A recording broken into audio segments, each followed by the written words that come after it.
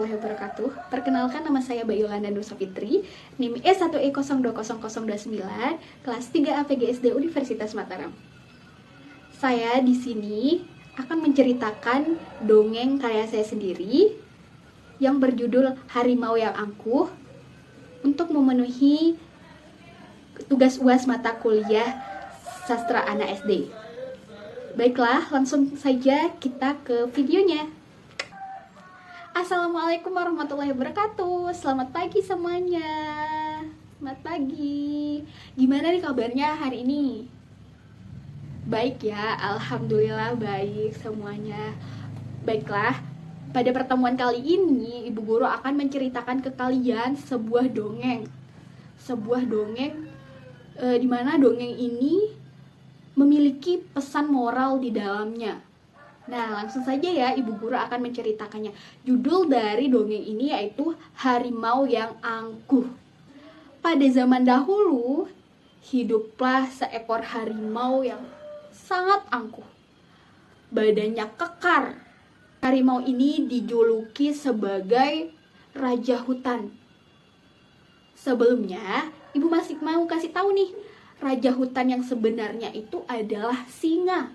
Tetapi singa sudah mati karena harimau telah menerkamnya.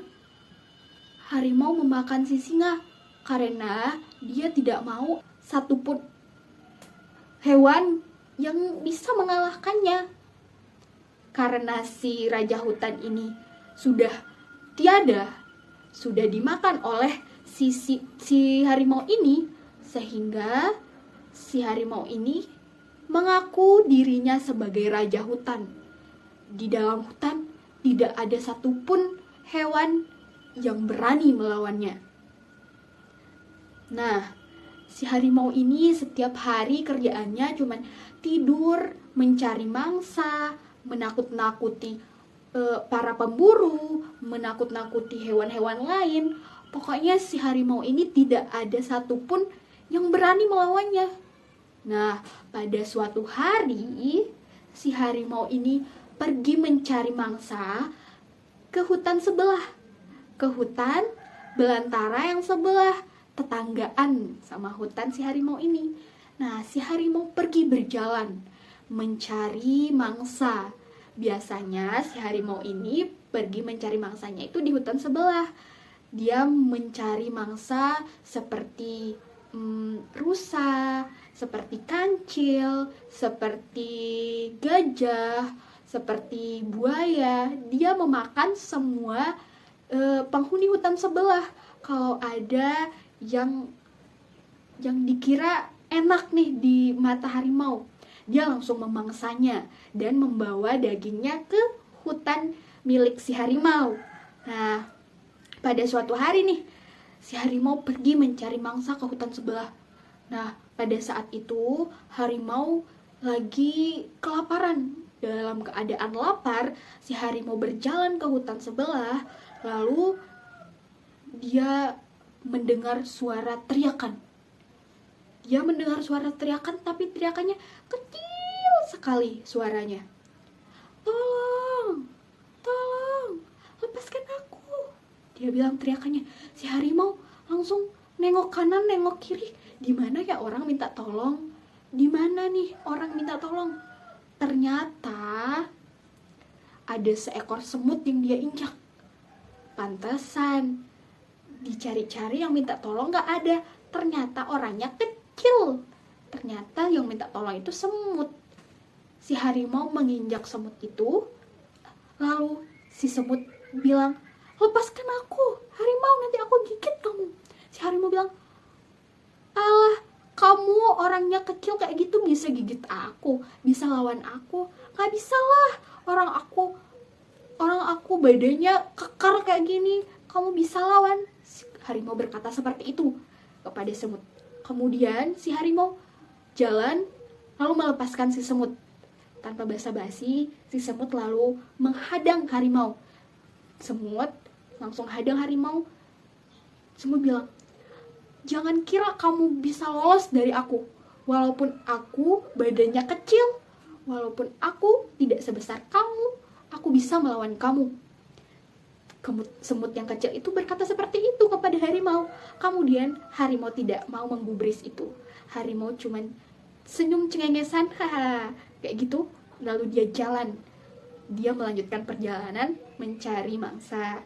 Kemudian setelah tibanya di tengah hutan, si harimau melihat semua hewan di hutan sebelah sedang merayakan kenduri, sedang berpesta-pesta.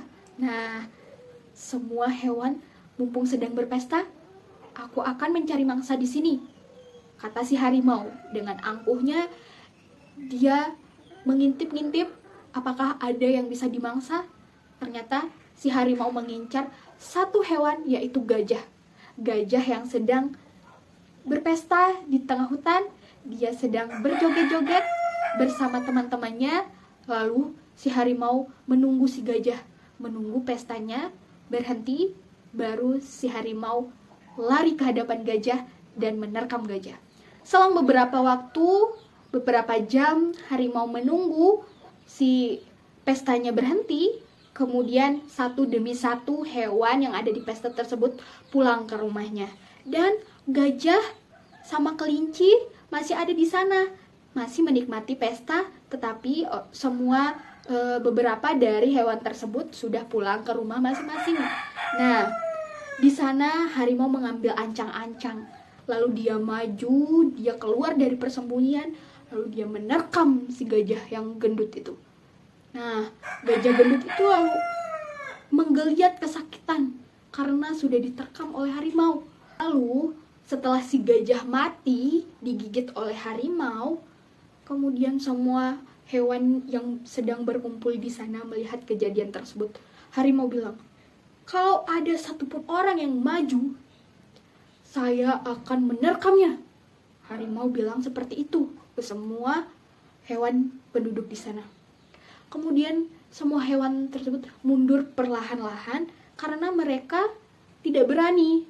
Karena mereka tidak berani sama harimau. Kemudian si harimau bilang, tidak ada yang bisa mengalahkan saya. Tidak ada satupun dari kalian yang bisa mengalahkan saya. Si harimau dengan angkuhnya bilang seperti itu. Kemudian saat bangkai dari gajah yang sudah mati diterkam harimau itu dibawa oleh harimau ke wilayah kekuasaannya, kemudian si harimau langsung berteriak kesakitan.